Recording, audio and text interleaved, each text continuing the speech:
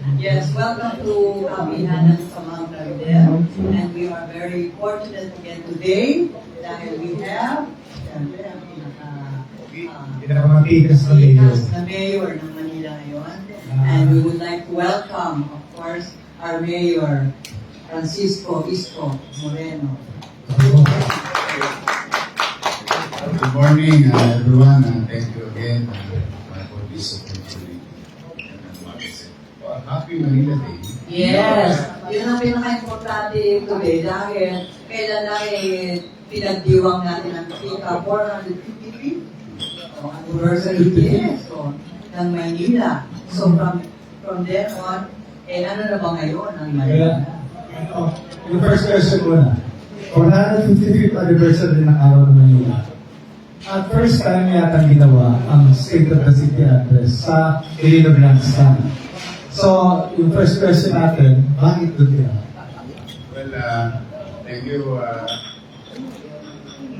Ang naisip kasi namin, with all the hardship internally in the city government with regard to grave fiscal mismanagement, all the situation, anxiety of our people, maybe not only in Manila, but all over the country, and the people of the Filipino abroad, with regard to the blood control scandal, then kinatungan pa pa ng Iran-America war. All these things happening, parang we wanted to come up with an idea to celebrate the establishment of the city of Manila with the people. Usually kasi, kami-kami lang yan. It's a city officials event. Oo, kami-kami lang yan. But this time, dahil ito'y piyesta ng Manila, mas minabuti namin na i-involve ang mamamayan ng Manila.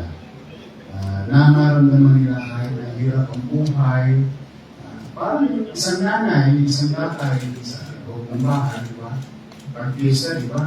Inirarapos mo. Kasi it gives you hope, eh. One, pagkapistahan, ang kostumbre at tradisyon ng Pilipino, ipagpasalamat sa Diyos o sa poon ng particular na geografiya, yung mga bagay na meron sila. And to continue to be hopeful. So, adapting to that costume and tradition, yun ang ginawa namin. We invited almost, at least, one person in every street of the city. Pag tinignan mo yung demographics ng invited. Buong Manila talaga. Tapos, gusto ko maramdaman naman nila na, may biliwanag ang buhay. There is a light, parang, end the tunnel. Parang maging hopeful, masaya, good vibes, chill, bonding ng community, even yung mga barangay official na hindi nagpapamita, kasi sa ibang barangay sila, organization, businesses. Then, gusto rin namin bigyan ng pagkakataon yung ibang mga Manileño na matikman yung mga pagkain magagaling na kinikilala ngayon sa Manila, whether it is Fusion Alley, whether it is Ugbo, whether it is Pandakan, whether it is Tondo, Sampalo. Kaya makikita mo halos lahat doon ay mga sumikat na Manileño na nagtitinda. So, yun ang gusto namin atmosphere. An event, a celebration, but people-centered celebration. At the same manner, we wanted to report yung ano na ang kalalagayan ng Luzon after 1 year. Ano na nga po ba ang kalalagayan ng lungsod after 4 years na pamumuno po niyo sa Manila? Actually, 1 year pa lang ulit. Kasi yung 3 years, tulong muna. We're okay. Despite the pandemic, economically, domestic we're doing fine, but when I left, we were shocked of the situation. But we try to, instead of pointing fingers, but we don't. It is our obligation to state facts. You know? It's not about pointing fingers. After stating facts, we created some actions, financial engineering, behavior, discipline, efficiency. After 1 year from the ICU, I think financial ICU, yung Maynila. I think, no, modesty aside, today we can honestly state and say we are in the recovery room. Ibig sabihin, we are not still off the hook. If we misbehave with regard to management of our limited resources, we may suffer the same thing. But for now, and I am grateful to the taxpayers. It's one, primary.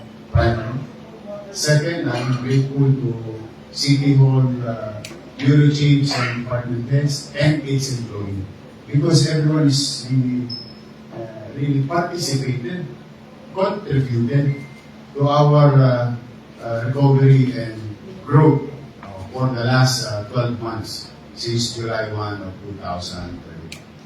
Yun na, nabanggit mo yung flood control, no? Nabalitaan ko, pinahukay mo yung likod ng City Hall, ginawa ng culvert para pagka mag-iimbahan na ito ng mga tubig-ulan. Tapos na ito, no? Yung before I left, during that term, in 2019-2022, I commissioned a study, drainage study of the city. And it came up with drainage master plan. When I assume, I received it because natapos yung plan ay yung study, I think March of 2025. But it was not attended. But when I assume this new Monday, pinasa kagad namin drainage. Doon na namin nakita na mga drainage system ng Manila walang chat group. Hindi nag-uusap, hindi nagpapangita.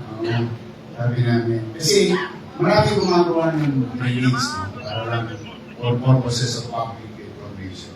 Kaya gumawa ng MMDA, kaya gumawa ng lokal na pamahalaan, kaya gumawa ng DPWH. At the same manner, kinakautal din natin yung ating mga ilalim ng lupa sa kalsada ng mga private sectors. Kaya yung Manila Water, Manila, or even other communication cables. So maraming gumagalaw ng kalsada. So having said that, sabi ko, sige, lumag ka yung drainage master plan. Kung i-implement natin. This is how all over the city. All over the city to. Whether it is from Espanya, in Mabuhay, and in Arten, in Navotas, Manila, whether it is in Vito Cruz, Pasay, Vito Cruz, Makati, San Juan, Manila, Quezon City, Manila, at Caloocan, Manila, Arpapa. This is all over the city. Take about 140 billion, which we don't have.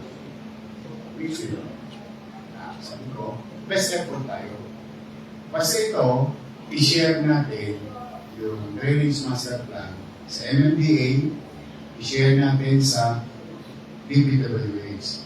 Moving forward, anything that they do now, with regard to whether it is 100 meters, 50 meters, or 500 meters, drainage renovation, construction is in line with the drainage master plan.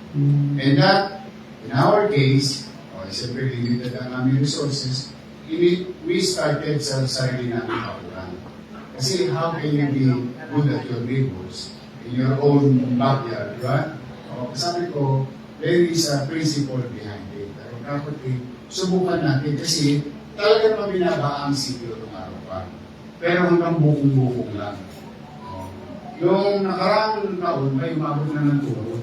So it must be a problem. So we started there, and that's what you saw, yung about cover. Ito po na ito, meron din ang single barrel, double barrel, and triple barrel. May mga area. Talagang pinilit namin i-maximize despite the challenges of above. On top of it is very exposed ng LRT. It's an engineering challenge. But we did. Lahat yun. Hanggang doon sa UDM, hanggang dito sa platform na luma natin, or sa si Mayor Lacson. Tapos, yung papuntang SM. So, Loco, Naroceros, all the way to pumping station ng MMDA. Which in this case, in fairness to Chairman Alves, nangako siya na i-double capacity niya yung pumping station via Pasig River doon sa likod ng Comelec, NTC, SDO, may pumping station doon. So, ngayon, nagawa niya yung culvert na yung backbone nagawa niya, nag-fishbone na kami. Kaya makikita mo na yung mga malalaking tubo naman, nakatusok yun doon sa konektado na. At may awa ang Diyos, I cannot still promise you, is it effective now? I cannot guarantee you that yet, because duwa naman kami sa bakod namin. Mag-release din kami ng mga tubig, via San Marcelino, via Romualdez, sa amin din na ako niya. Locon. But for the meantime, I think, 3 beses na bang lumakas sa ulan since June. Awa ng Diyos. Awa ng Diyos. We don't want to be ahead of ourselves, but so far, awa ng Diyos. Mukhang napapakinabangan ngayon. Wala na yung tubig sa bukong-bukong. Sana. But you know, we did try with changing so fast para the load of water may be different from last year to this year. But for the meantime, if there's some level of assurance to the community members, business sector in the area, and institution, ang tawag natin doon, yung ample compliance. Kumusta Mayor yung mga pumping station na na-discover ninyo na hindi gumagana? Ito di ba ang request ninyo sana kayo na ang magmamanage? Ayan, we requested that for the simple reason, siguro kayo na humusga. Kapag tinanganan namin talagang kahit 24 oras namin tatalin ng mga tubo niyan, okay lang. Kasi minsan, kasi national. Pag hindi mo talaga, sila yung North Star. Pagbaba ng programa, maraming kusinero. Kaya kung minsan, panis na. Magdating. Alam natin pare-pare. So we wanted to act fast and to confront it fast. That's why we requested. But in fairness to President Bongbong Marcos, we were told we will address it. Then came Secretary Vince Dizon. Sulog Apog is now running and is going to be fully operational at the end of the year. Now, yesterday, I think you heard Secretary Vince, yung ni-request namin na yung mga pumping station sa Ross Boulevard na di baterya. Gusto yata nila EV. But kids, so, baterya. Yung generator. Kasi naging habit nga na gagawa ang national government, hindi hihingi ng building permit. Ang katwira nila, ang national government sila. Ang hindi nila naintindihan, pag wala silang building permit, hindi sila bibigyan ng kuryente ng Meralco. Yun yun. Kasi hihinga ka ng structure, electrical, and so on and so forth. So for so many years, it's not being done. Now, then Secretary Vincent na, talk ko sa sabi ko, ako nang tutulong. Padadala ko sa inyo silang Isaka. Tulungan namin kayo. I-restructure yung design and so on and so forth. But it was funded and done. I have to give credit to MMDA. I have to give credit to the DPWH. And I have to give credit to President Marcos. Because they've been attending to it. So, kahapon, tumakbo na yung isang pumping station. I think it's a federal pumping station. Dalawa pa. Abad saka, I think, Paura. So, they're on track. Both national government, MMDA and DPWH. Now, marami pa na dapat talagang mga pumping station ay mga kaya ba ng MMDA i-maintain? Kasi lahat ng gumagana ng pumping station ay tangan-tangan ng MMDA. Yung mga hindi gumana, hindi ma-entrega ng DPWH sa Maynila o sa MMDA kasi wala nang hindi tumatakbo. Siyempre, hindi naman tatanggapin ng MMDA. Hindi rin naman namin tatanggapin. Saka naman nakakita sa dampa. Nung nawala yung motolight, hindi gumana yung pumping station kasi may sira yung baterya. This is literal. This is not metaphor. It happened in Dampa. So now, I think things are being put into right order. There is now synchrony in action, sharing of information, plans and programs from national front. So, hindi namin kailangan namin. Now, we believe because there is already a result. And I hope this type of results or results that is happening will continue to have better results for our people, especially in the Paco area. Inaabangan namin kasi nagawa na ng MMDA yung nasirang floodgate yung may malakas sa mga kasapan. And all over the city. So, tapos na muna tayo dyan sa flood problems. Yung kung problema naman ng mga, or yung issue ng mga schools natin, how safe are our schools right now after this naganap na shooting spree? Meron kaya kang nilabas na yung mga Kaya this is, it goes to everyone. Not only us as a city. It is now an issue bothering parents. I think whether it is private or as a parent, when you send your kids to school, you feel comfortable because it's a safe space. And you believe in our teachers to be the second parents of our children. But I don't know if we can blame technology alone, or we can blame the economic situation, or we can blame, or maybe we can blame and blame and blame. But you cannot hide the facts that are facts na nangyayari. At posible bang mangyari ulit? Posible.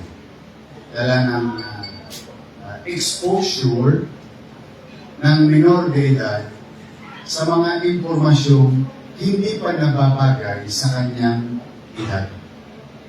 Because of access to such visual aid and unfiltered information. Kasi yung bata na, huwag ka manood yan. Di ba, ginaganon tayo ng airmat natin. So, bawal sa iyo. Ginaganon tayo ng bata tayo. So na, yung pagkuha natin ng informasyon sa paglago at paglaki bilang bata at bilang tao sa pamayanan, dahan-dahan natin nakukuha. Ngayon, imbudo, salok na salok. Kaya, ang confusion ng isang minor de edad with regard to this information, ang taas. Kaya akala okay lang. Kaya akala nila, di ba, ngayon, anong pinagtatalunan ngayon, di ba, yung civil and criminal liability. Because may mga kurot. Kaya mo yan. Wala kang oblo yan. No.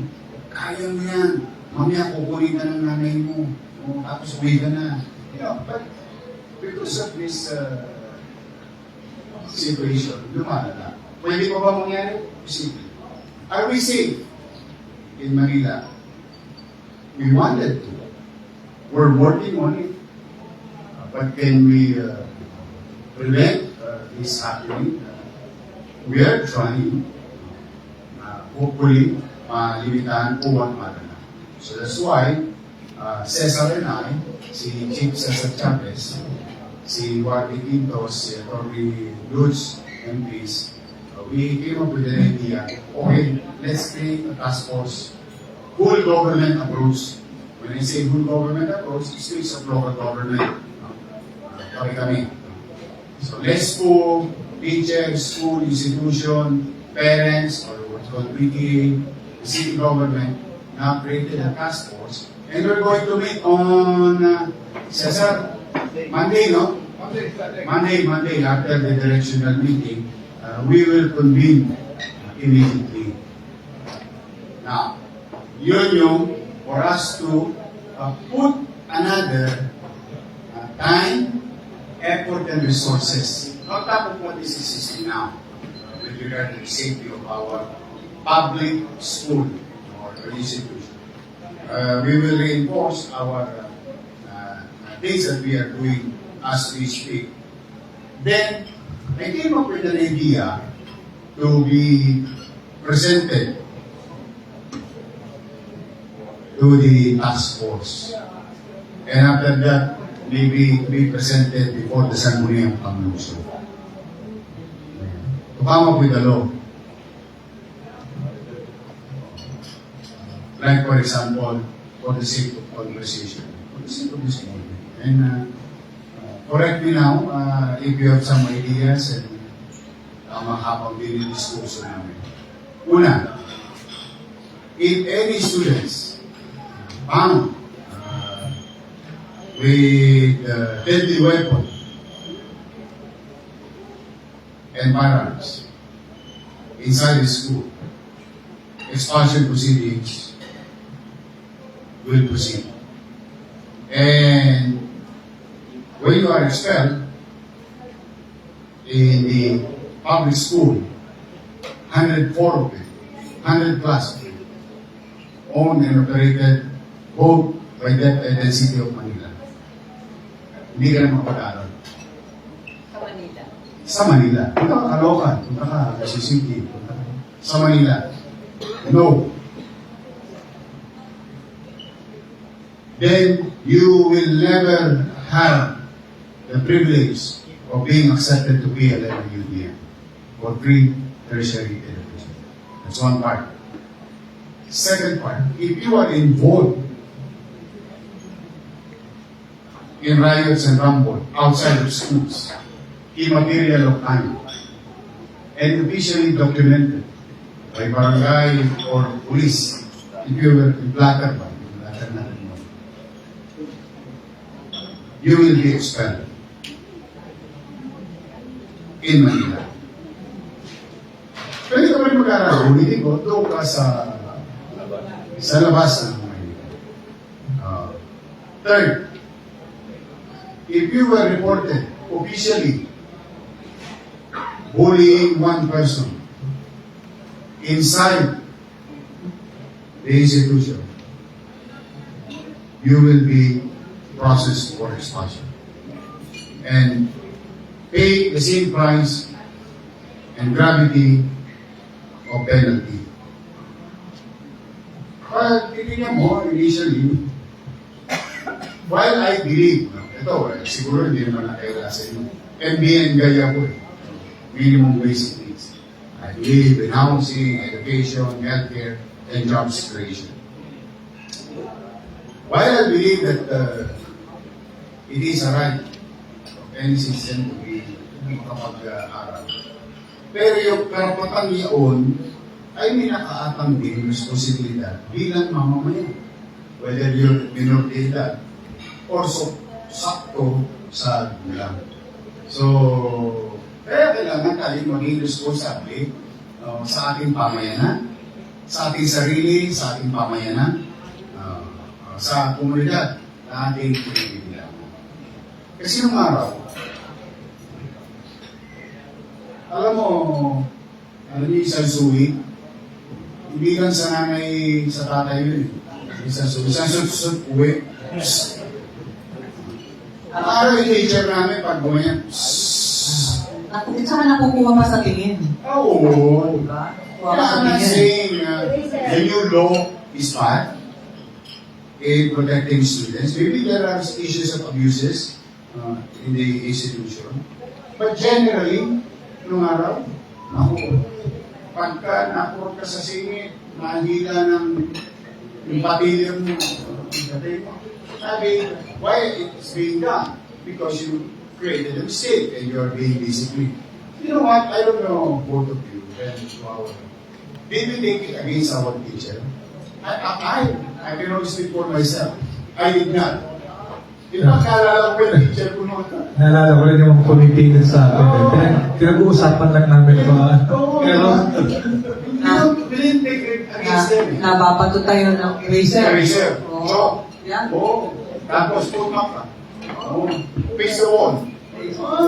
Tapos yung bat-bat mo, lalapan mo yung ruler na kahon. di ba yung pagturo sa pisara? Lahat kayo, busy. So the point is, anyway, those are the days. Maybe there is a new environment, new sets of people, but I think we have to empower more. I hope the national government will address this, especially the national legislature. Empower our teachers.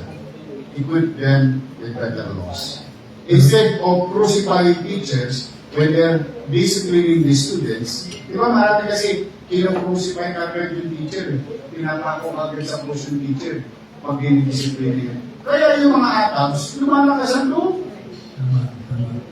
Lumalakas ang loob. Ako hindi mo pwede sa ipakukulong nila. Ginagamit din yung batas sa yung BAUSI, Violence Against Women and Children. That's why, alam mo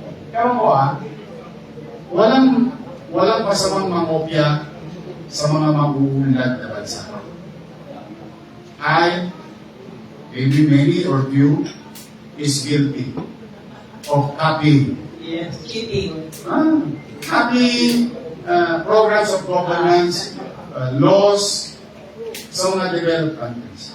Ngunit, bago ko kopyahin, ibinabagay ko yung kopying programa o batas sa kultura, kostumbre at tradisyon natin bilang Pilipino. Kasi may mga bagay na maganda para sa kanila. Halimbawa, onyx. Maganda sa kanila. Pero culturally and customarily, iba naman ano nila eh. Ang family concept nila. Tayo ba, tinatapon natin yung matatanda natin sa facility? Hindi. Hanggang sa huling hininga. Sa Estados Unidos, ang thinking nila, hindi kasi hindi nila malang lolo-lola nila o nanay-kakila, hindi nila, you'll be a better healthcare facility. See? Tingnan ninyo. Pero pareho-pareho, mamahal, pero magkaiba ng approach. So I think that goes also with our rules in managing students inside our schools. So yun yung tatlong bagay na naniniwala ko, mahalaga ang edukasyon, naniniwala ko, importante ito, naniniwala akong bagay na puhunan ng pamahalaan. Ngunit, ang mga beneficiaryo nito, sa ating mag-aaral, ay may responsibilidad na nakaalam. Kaya, it's gonna be hard in the coming days for the students of Manila if they are going to commit such possible unnecessary activities. Ulitin natin kami ni Cesar nagdidiskurso kami dito. Ang insidente sa eskwelahan, hindi lang nagsimula yan sa eskwelahan. Pare-pareho, shoutout sa mga nag-aaral sa public school. Hindi yan sa loob ng eskwelahan, sa loob ng classroom. Minsan, abangan pa lang yan sa kanto. Wala ako sa kadadaanan. Kaya minsan tatawa kami, nagsisimula yung gulo sa naman. So we included. So those who are going to participate in riots that you see, di ba? Mga ataps na yun. Nako, ingat kayo mga bata. Lalayo ang eskwelahan ninyo. Mapupunta kayo sa Quezon City, sa Caloocan, yung sa ibang bayan. It can be somewhere else, but not in Manila. Why? Habang dinidisiplina namin yung ilan, we are now looking at the greater numbers of parents and students and teachers safety while they're inside our prison. Ito ba yung takda, sapat na pamamaraan? I don't know yet. But, are we going to do this? Yes, we are going to do this. Mayor, may dagdag ko lang, yung mga makikitang guilty sa mga 9 volts, sa mga ganyan kaguluhan. Ano naman po ang magiging parang penalty o kaparusahan doon sa mga magulang kung sakaling ganyan may iba dyan, mga recidivist ng kabataan, tapos ganyan pa rin. Alam mo yung board namin, talagang 1-2 sawa namin inuuli. Yung sa gabi lang ilan ang tinira namin doon sa Solving Boy sa isang computer shop sa Lakandula. It's a continuing process, but at the same time, we continue to believe in existing laws that protects the children and parents. No? Limited. Hindi ko ba sinasabing nakaposas ang kamay ng pamahalaan sa pagpapatupad. Particular, attending to minors. No? Now, anong kaparusahan ng magulang? Ako, hindi po ako lawyer. I hope those who are watching correct me if I'm wrong. Maaaring pamisan-misan, medyo magulungin, hindi kasi kahit ako nalilito na dyan sa tribunal, nalilito na ako sa batas niya. Sige, let's just say, for the sake of conversation, because we are all confused, I hope somebody will clarify these things. Di ba, wala kang criminal liability? O sa mga magulang, shout out. Hindi lahat ng walang criminal liability ay walang kaakibat na civil liability. Halimbawa, if I remember it during our law school, may chikot ka, nakarehistro sa'yo, tapos may kaibigan ka, nasira yung sakyan. Kaya mo, pera mo muna ng ano mo, chikot mo. Pinala mo, pinira mo, gamit ng kaibigan mo, naka-aksidente. This is saying, kung naman lobby ng Diyos, nakapatay. Siya may hoyo. Ikaw may tosgas. Yung civil liability na sa'yo. Same manner, yung minor de edad, under, tamang-taman sila, at responsibilidad ba sila, ng kanilang mga magulang, ay magdudugo po ang bulsa ninyo. Dahil papapanagutin mo kayo ng civil, matas. Yun yung pagkakaunawa. Hindi wrong about it. Pero, yesterday nga,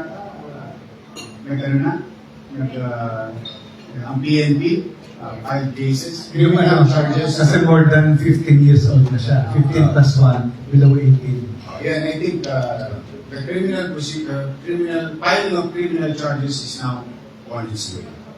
Being done by the Philippine National. Kasi 14 anyos. Walang liability. Mas marami yata ang nangyayari yun, no? Mas bata. Kanya, dahil yung 9mm, yung look, yung sakitan niya. Anyways, Tignan, bago natin bigay sa mga natin sa media. Okay. Gusto muna natin magpasalamat sa sponsors. Nakalimutan natin kanina. Of course, salamat sa Philippine Charities and Stakes Office, sa Philippine Amusement and Gaming Corporation, and syempre sa Office of Manila Mayor Isko Moreno. Dahil walang sawa silang sumusuporta dito sa ating kapihan. At i-announce ko na rin yung sa mga may sasakyan na nakapark, 100 pesos lang ang babayaran ninyo kasi nagaling kayo dito sa kapihan. Sabihin ninyo 100 lang kasi sisingin kayo 150. Sayang yung 50 pesos. Okay, thank you. So now we open the floor for the questions from our media friends. Mention your name o kilala ko naman lahat ng Okay. Go ahead, please. Hello. Good morning. Nakasabayan pa natin to, Yorme. Good morning, Mayor. Rosalie po. Mayor, yung sinasabi niyo pong expulsion sa mga estudyante na masasangkot, ito po ba, yung panukala po ba na ito, uupuan na po ba ng konseho? At urgent po ba ito kailangan may pasa? Depende sa task force no, that we created. It's just one person's idea. That's why you created a group of people who are expert in their respective field of undertakings to come up with a meeting and come up with a plan. Ano pa ba ang mga posible?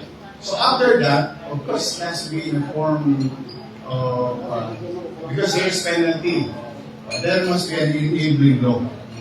In this case, local government, and there must be enabling ordinance that we may submit before the Sangguniang Pag-usap. Yes. So may mga warnings din po yan bago ma-extend. Yung expulsion proceedings there is already rules and regulation on the process of expulsion. The ordinance that we are thinking is immediately you will be subjected to expulsion proceedings. Now, how far is the route? It is up to the group of individuals within the institution who is obliged to process expulsion proceedings.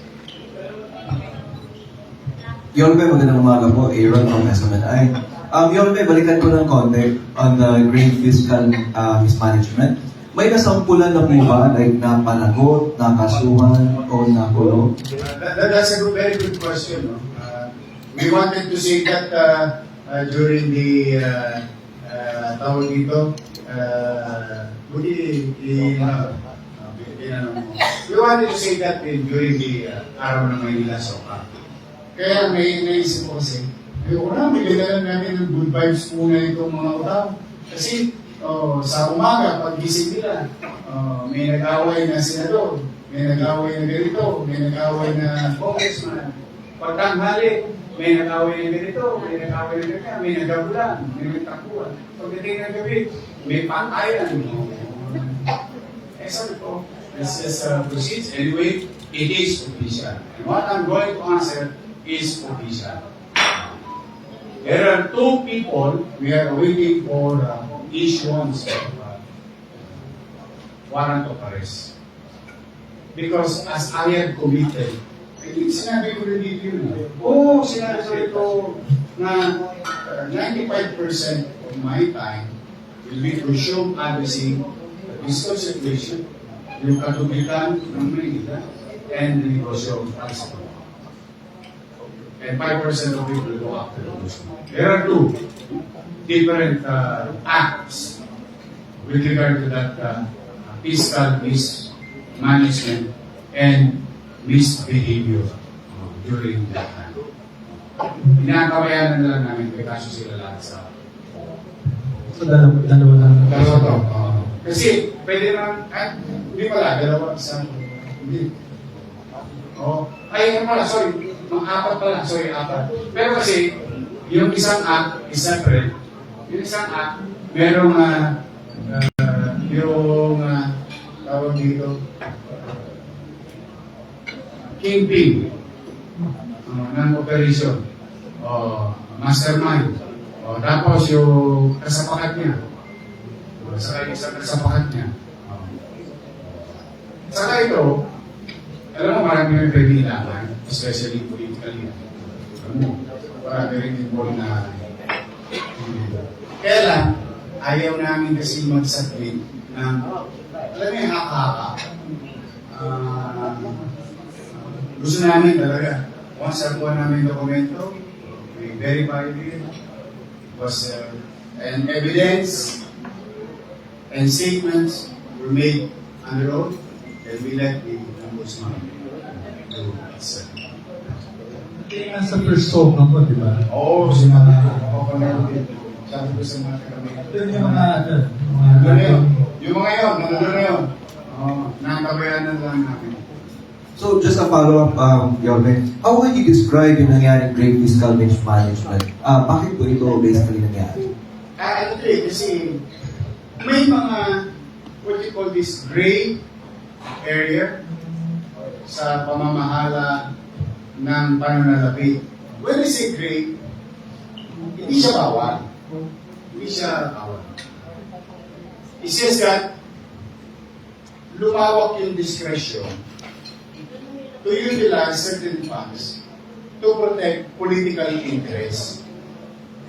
Nag-gets nyo? Ginamit siya sa politika, sa summa total. Kaya, diri mo, for example, although public knowledge, sila gumapit sa 447 million every single month sa JO lang. Tumatakbo ba si ngayon? Mukhang okay naman. Ako naman ng basura, may naglilinis ng halaman, may nagtatraffic, may nagpuputol ng mga damo, tumatakbo. May nagkakagal ng anak. And most of these people are JOs.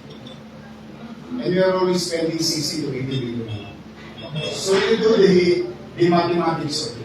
And if you're doing it for the last 1 year, that's billions of pesos. Now, paano sila na-file ng kaso? Sabi mo, gray. Sabi mo, pwede naman. Ako, pwede naman. Kaya lamang, may mga official statement under oath that the beneficiary is not receiving the stated numbers in the paper. Diba ba? Yung katulad ng biniro ko sa SOCA last year 24, tinanggap mo po ang ginagit niya 30. Kaya maraming JO nagka-hydrocephalus. Ang buko dito. And they think tinutulungan sila ng kamalan. Hindi, ginamit sila ng politiko. Di ba? O yan, nagkakita po sa mga maling, o mga kulit. Pero pag tiro sa bola de kubeta, tawagin natin mga araw, tinitira ng ballpen sa kubeta yung resulta. Naalala mo yung saya lang yung mga so, bola din mga araw, o bola de kubeta, gawin pulilo sa kubeta lang para matitama yung mga I think that's the same happen. And I don't want to discuss it further. At least you have a glimpse of what they did. And these are the reason why charges were filed against them. Andy Subilla, Mayor. Lorne, yung lifeblood ng ating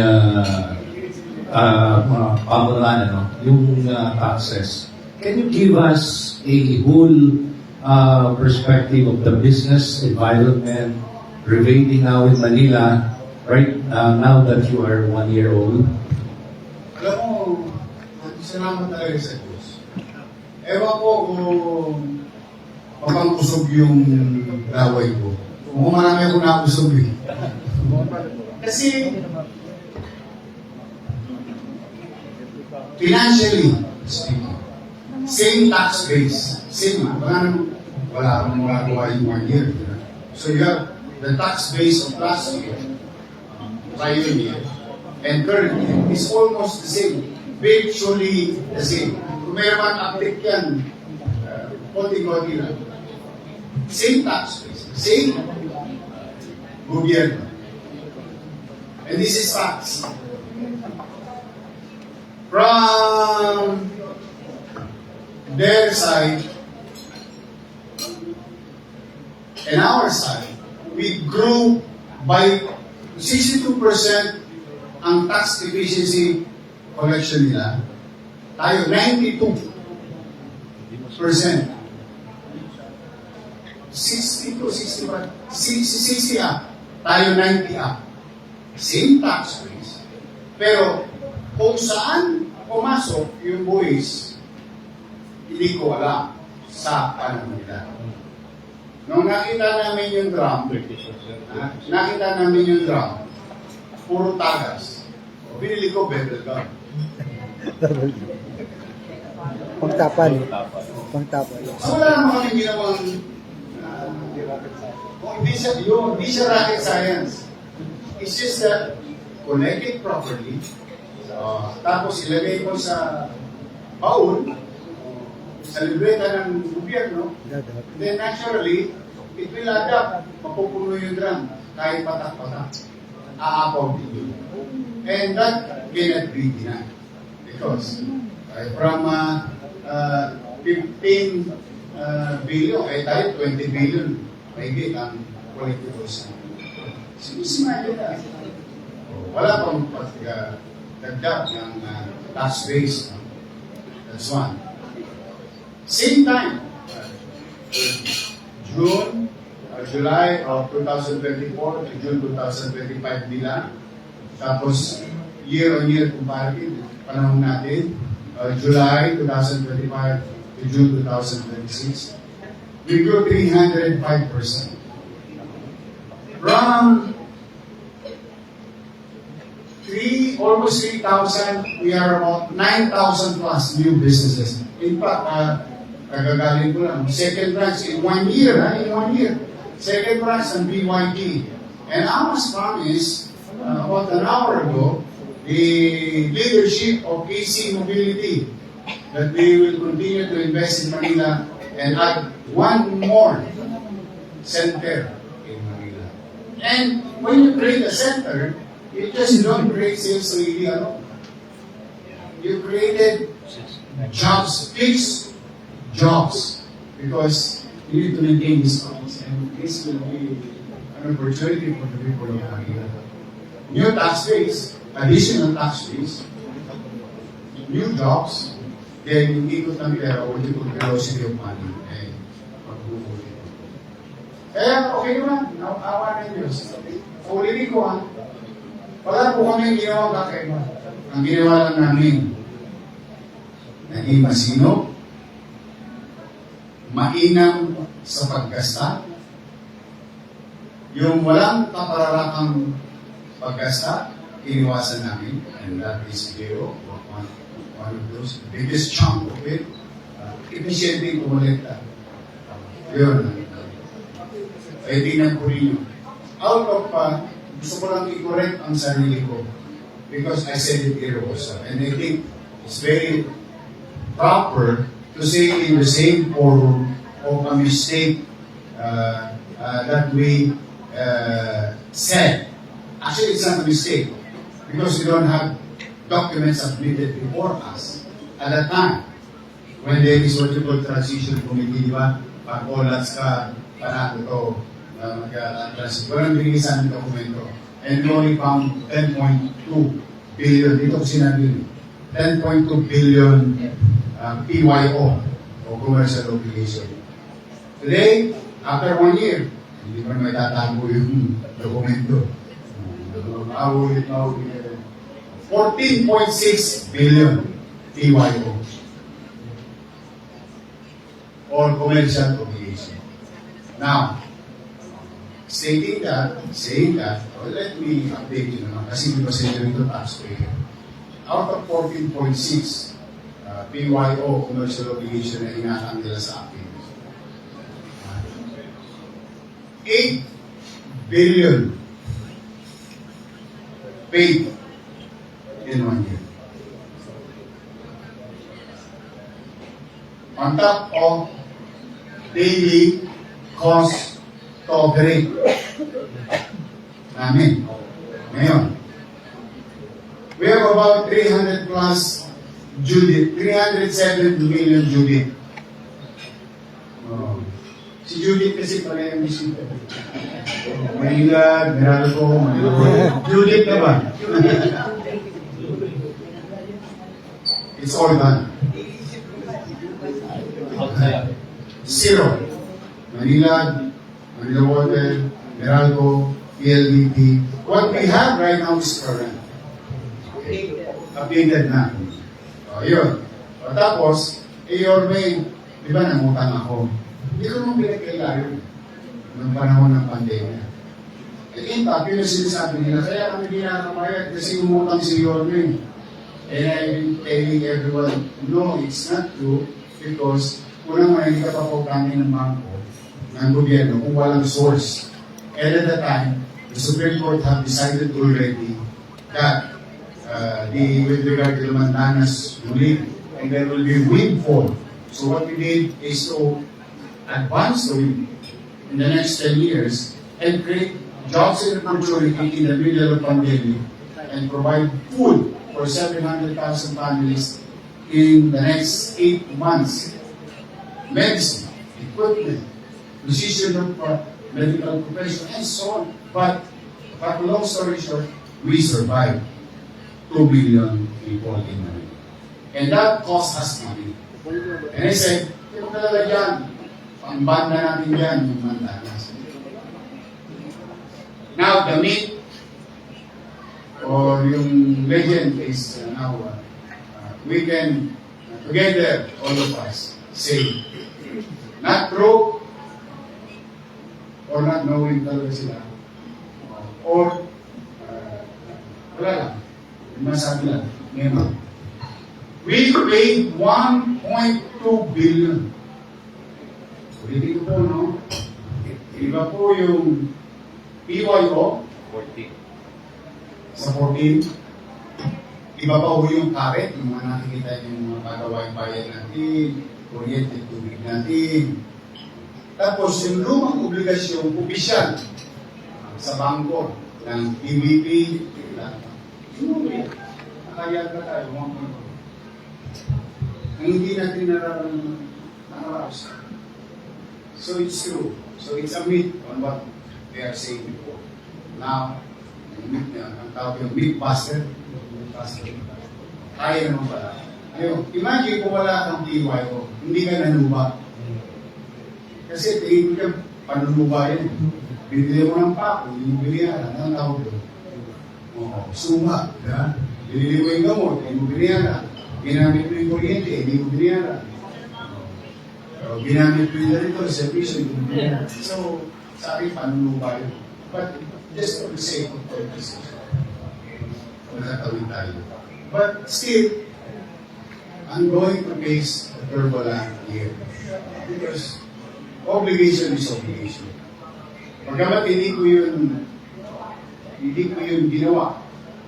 Pero ayoko kasi magmukha ang Manila na manipuliba. Because it's also bad for business. Hindi rin maganda Premier City. Premier City. So, hindi nga lang nila kumata. Talo init. Pero hindi ibig sabihin, yun, susumagin ka. Kasi cannot lie with tax. For example, nabawasan ko yung utang ng 800 million sa Lubyan. Opo. Nabawasan ko yung utang ng kinuha ni, tinanggal nila yung Lubyan, hindi nila binayaran, kumuha sila ng 2 contractor na nagkalat ng basura sa Manila. Tama mali. Isa ka. Uli-uli ka, small scope mountain ng basura. Hindi rin nila binayaran yung kumuha, 250 million. Nabayaran ko ba yun? Nabawasan mo. Pinakamot ko. Unti-unti. That's it. Plus, yung kasalukuyan natin ginagasta with regard to our regular operation. Okay, Pat. Ngayon, at Maynila, report. Sa amin yung saksakan. Malitaw yung rambon na yun. Okay, ganito. Yung lugar na yun, arati doon, riot, mga kabataan talaga, alam ng Station 4 yun. Bakit hindi sila naglalagay na doon ng outpost? Yung mobile outpost, may mga cycle, naman sila. Lalo na yung wee hours, yung 12 hanggang 3. Gising pa yung mga yun ang gugulo. Ngayon, ang tanong ko ganito, Mayor. Sabi mo kanina, i-record na sila. yung mga pangalan ng mga Ibig sabihin nun, pag ni-record, Sasapit sa school. ng police at saka barangay. Paliwanag mo nga parang Lahat ng real data na na-involve on those violated the ordinance, future ordinance, the records would be submitted to their respective schools. And at the same time, it will be all part of our records in UDN and BLN. Kasi Ngayon, pwede sila mag-aral sa Maynila, baka tanggapin sila sa private. Kasi sa Maynila, di pwede. Sa private, bayad sila. Kung tatanggapin mo sila. Lalo kung expulsion yung nangyari sila. Expel ka ba? Kasi ganito na yun, yung mga involved sa saksakan, yung inuman, mga pangkat ng mga kabataan yun na minor, tapos curfew. Nangyari po yung curfew. Paano yan ba? Wala ba ano yung curfew law? Araw-araw yung huli. You'll see it in our chat group. I think, ngayon lang yata lumalim ang mata ni J.D. Lapuente. Hindi na siya mapagkatulog eh. Kasi talagang talo. It's a cat and mouse. It's a perennial situation. Kasi pinalawin kita.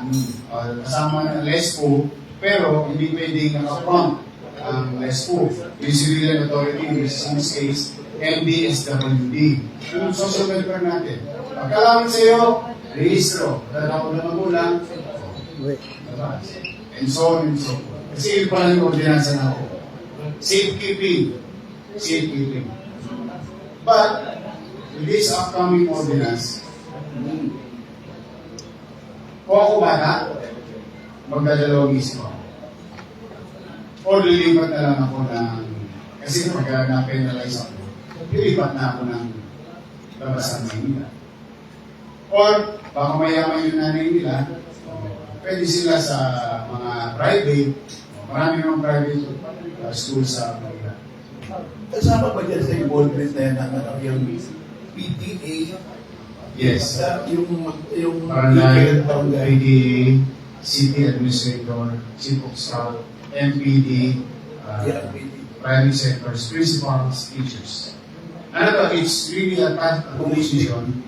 Then para siyang the EO 29 is enabling this group to come up with a plan on top of whatever it is today with regard to safety of the environment, school environment. Ano pa pwede namin magawa together? To be submitted before the Sangguniang Commission. Ang nalawa yung tanong ko, sakayo pa ba na i-sensor na yung mga social media sa kabataan? Ako? Meron tayo yung MPC, Sabi ko, PRC, hindi, ito walang biro. Ito walang biro. Ang dami natin iniisip paano papatayin yung yung IP address. May VPN naman. Hindi makaka-access din. Ako, suggestion ko lang. Baka wala nakakaisip. Baka lang. Lahat ng social media we can coexist because it brings business opportunity and certain relationship to one another and reaching the world and in fact some of it learning outlet na. But ito payo ko sa suggestion ko lang. Gumawa kayo ng batas na lahat ng social media account ay verified. Tapos na usapan. Subukan mo mangupal. Subukan mo magbanta. Subukan mo mamolest ka. You are a verified account. Verified, there are things that you need to submit. Yung mukha. IDs. Kung wala ka naman kinakatakot, bakit hindi mo sasabihin ang mukha mo? Yan nga, hindi ka pala naka-iPhone. Hindi rin naka-iPhone to. Pero ba yan pag nag-ano ka, pag first time mo siya, ayun, meron ba? Ayun, sorry, hindi ko na-alam. Diba? So when you create an account, whether it is Fiverr, whether it is that SIM cards must be registered. Implement nyo na gusto yun. attached to a person. Once you use a SIM card of a number, it is attached to you and unique to you. Once you are verified account holder, hindi ka na makakapagdami account. Hindi ka na makakapag-molestya ng bata. Bakit? Kasi once you are verified, you can easily be found by our enforcement unit. Domestically and internationally. O di na mo pag hindi natin mo ang lahat sa...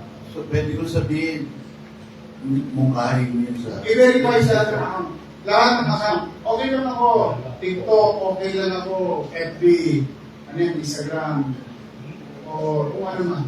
But the one who's going to make an account, to socialize digitally, to engage digitally, must be a real person. Sa every person naman ako kami, real. Sa totoong buhay, hindi mo pwede 3 isko. Hindi mo pwede 4 na isko. Hindi mo pwede 5 isko. Isa lang ang isko. Ako si isko. Okay na. Hindi talaga, Pata, I hope you take note of that. It may not be a great idea, but it's one thing na magkakaroon ng kapanatagan ang bawat isa. Na kapag ang lahat ng sasabihin mo, pagkagawin mo, at pati mga namulis, mahahabol natin kapag sila ay went beyond or violating rules and Yari ka. yari ka, Pat. Wala na yung mga yung mga account, Abdul pag magyayari ko, kasi mo yung iba, tapos pag pilit mo, wala mo ka. Ang friends na 3. Anong pang buhay? 3 billion, 3 lang ang kaibigan mo. Nakalampay yung profile. Kasi, but somebody is operating it. For whatever reason, I don't know. Good for them. Maybe they get paid to do that, whether to promote a business. Yari na yung troll. There is upside, downside of trolling. Sometimes they use it for business, what you call the magnifying. Yung particular, masarap ang tubig na ito. And so on and so on. But, ako, ito challenge ko sa Facebook. Challenge ko sa Twitter. Meron na silang verification eh. But they continue to allow your account without being verified. In fact, kung naman nagkakamali sa X or Twitter, you need to pay to be verified. May bayad. I don't know, yung premium. But hindi kailangan may bayad eh. Kailangan maobliga ang TikTok, YouTube,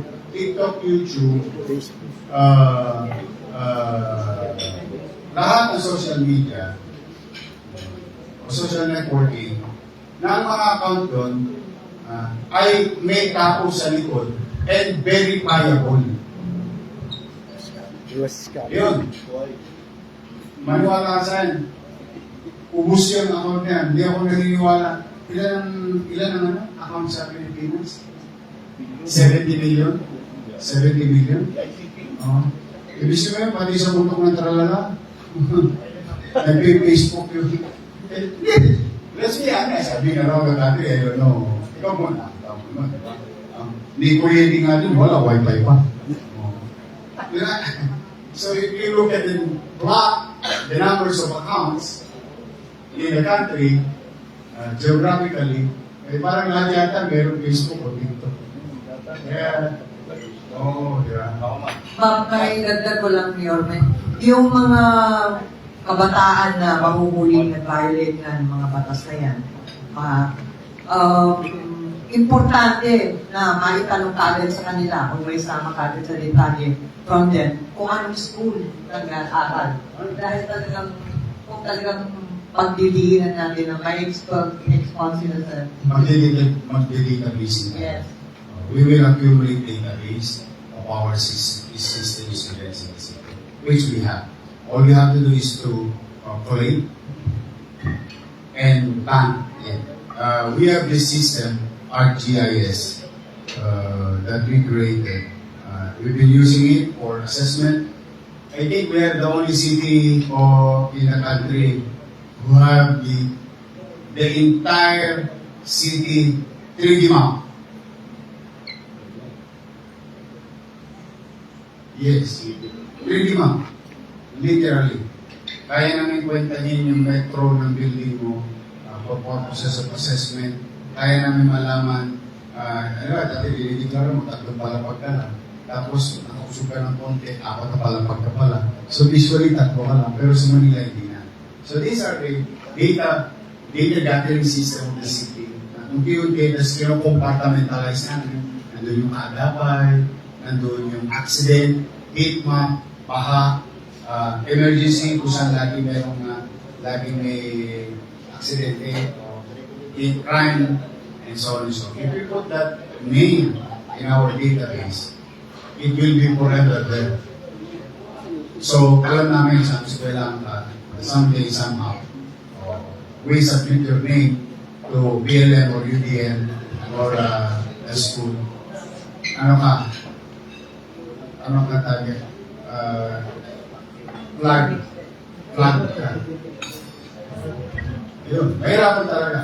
Walang magiging buhay ang makulit na bata sa Manila. Kailangan na natin mag-disiplina. Wala sa YouTube talaga. Last two questions na tayo. Ayun. Hello po, ako po si Kenya, taga-Pagdino.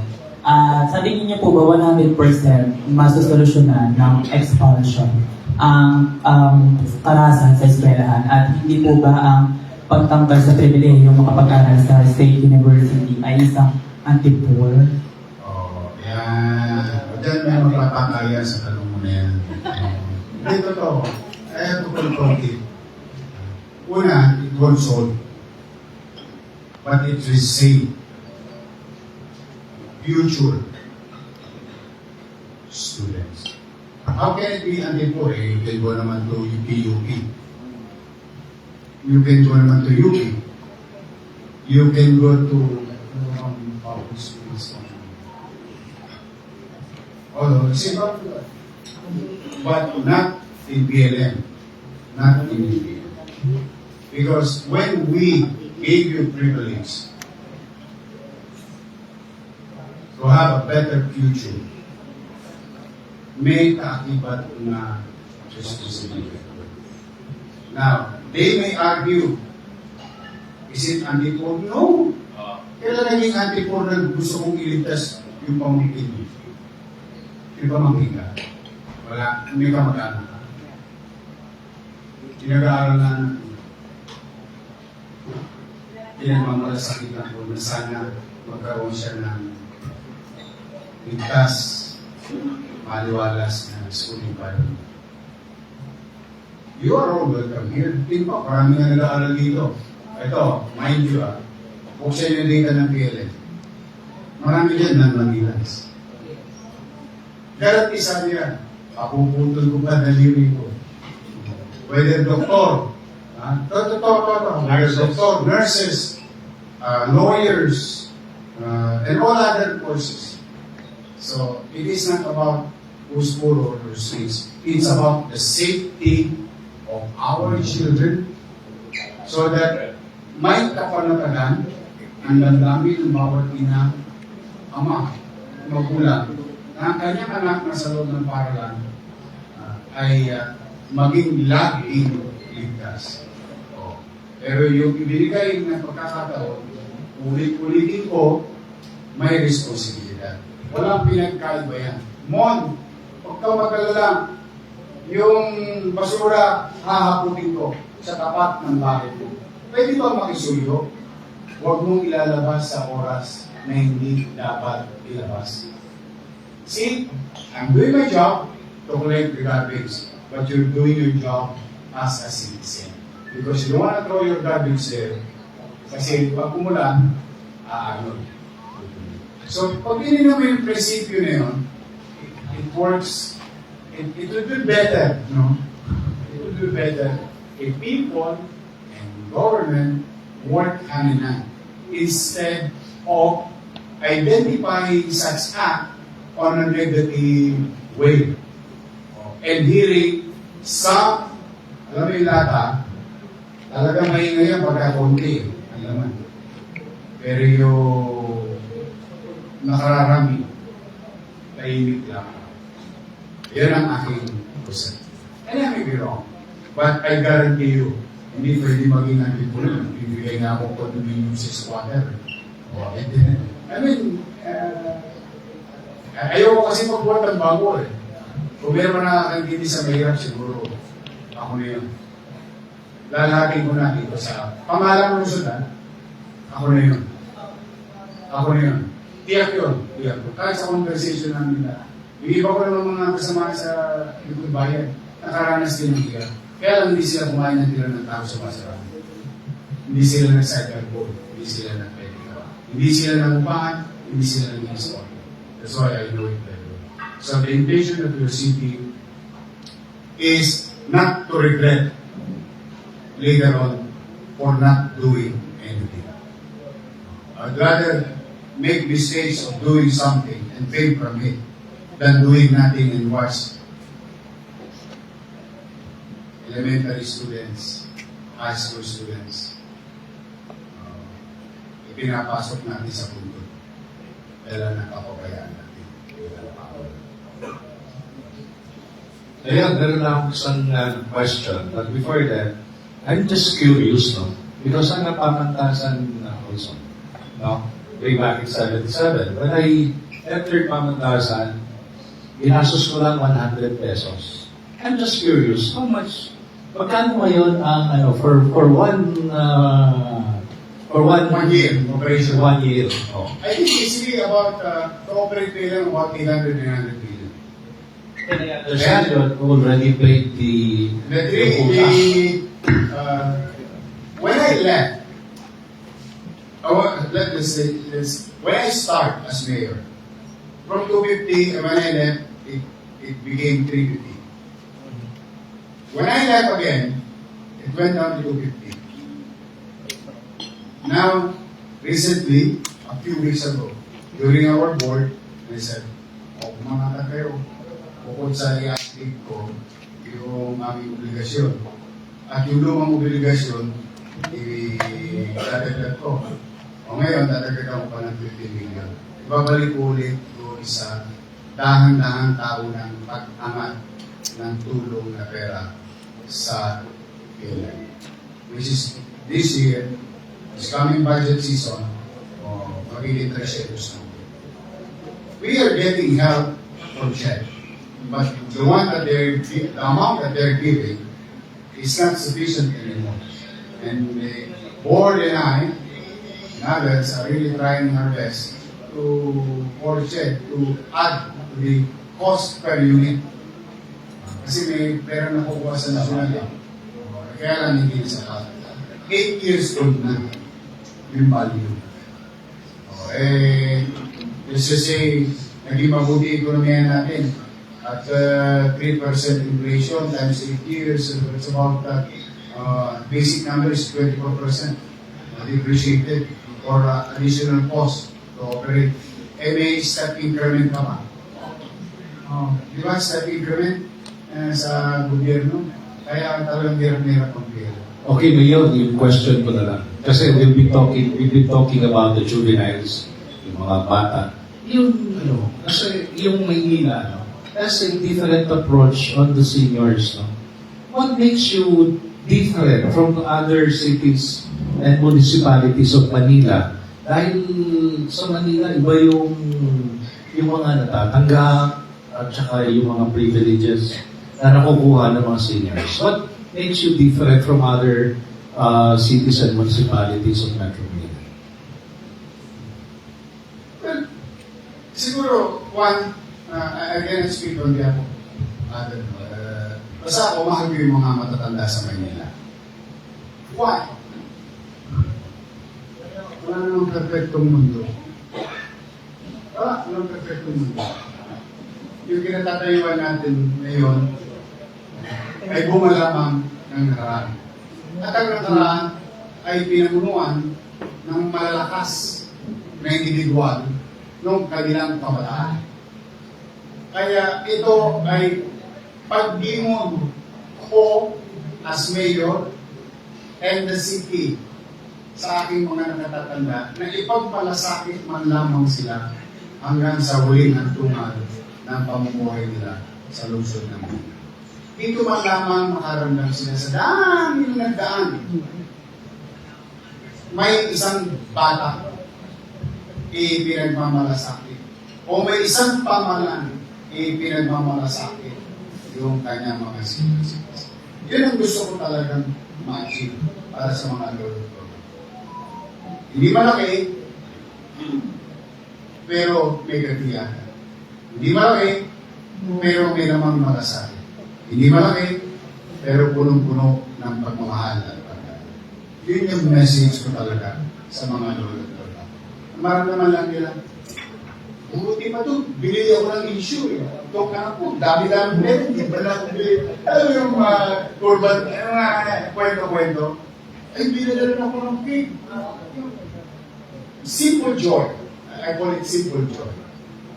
And this is one way show the city government and we today showing our gratitude to our elders.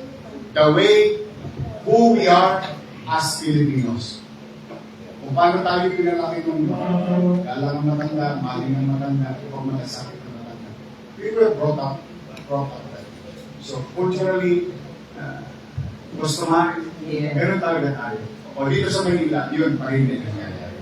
Na siya namang bagay, sana, yung mga susunod na kabataan, ganun din nilang ituloy yung ating mga natatanda sa Okay. Okay. Wala nang tanong from the floor. Meron lang akong isang papalo sa iyo, Yorme. Wala na po. Isang kalahating taon na lang, Yorme. Oh! Election na naman. Hindi pa ba nagbabago ang isip mo? Kaya mo na sila doon. Meron daw, may balita kami, may nagkukumbinsi sa iyo na tumakbon sa mas mataas na posisyon. Aminin, meron na ba? Ako ulitin ko. Minsan na akong nangarap. Siguro man hindi masama yun sa isang bata. Or then you fail. Then I move on. Now, salamat sa mga taga-Maynila. Kahit kami nagulat eh. You can answer sa of the team. We were overwhelmed with regard to the result of the mandate we running against. Naano kami na, gusto namin manalo sa kandidato, gusto manalo. Pero nung nakita namin yung numero, we were overwhelmed. And that is already a statement of a failure of the past. Ganun yun. Wala nang puntada doon. Kahit ano bang excuses. Pumalpak, sumagsak, nalugmo. Kaya yung dati ng tao, ganun na. Having said that, I think sabi na ito ng araw, patuloy-tuloy na. I owe it to the people of Manila. It is an honor, humbling experience to be given a chance to be of service again. Tawag na second win. May tawag dun. Not everyone will have. Diba? Kaya talaga, natin isuyo ko na. Kahit sino, kahit whether dilawan kayo, pinklawan kayo, DDS kayo, o wala kayong kulay, and so on and so forth. Huwag na kayo muna lang. Huwag yun ako isali dyan. Kayo kayo lang magsabulutan. Okay na kami rito sa Manila. And in fact, tulungan nyo naman kami with all humility. Ako, pinalaki ako ng nanay ko magpakatimawa. Timawa. Yung harbat ng harbat. Yung mga malimos. Totoo naman yan, sinabi na namin. Kaya hindi ako namalimos. Sidecar boy, basura. Pero ito, para sa mga taga-Maynila, o ipinangihingi ko sila. Tulungan nyo lang ako sa Maynila. O tapos lambingin nyo yung mga taga-Maynila. Makapagdaling ng araw, iboto rin kayo lang presidente. Ako, toditsa lang ako sa gate. Let me help me to successfully deliver our visions, aspirations for the people of Manila.